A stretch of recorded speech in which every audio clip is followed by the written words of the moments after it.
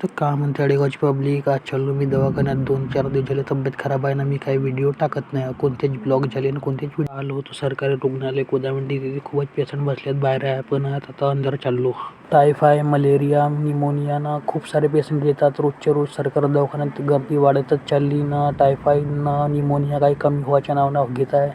नाही लोक आहेत काचाकीच भरले जिकडं तिकडं सरकारी दवाखान्यात. पण लाईनीत लागून नंबर लागला, 109 नंबर होता ना. खूप गर्दी एवढी होती का पेशंट येत होते नाही. आपल्या गुल्या गिल्या दवाई घेतलून मी चाललो आता पैसे काढाले. मला पैशाची गर्दी होती तर आलो तो नंदभाऊ प्रिंटिंग प्रेस जेवढा पैसे काढाले तिथे भेटला आपला मित्र बावनकुळे साहेब बसले होते. पण आपल्याला पैसे मोजून दिले ना.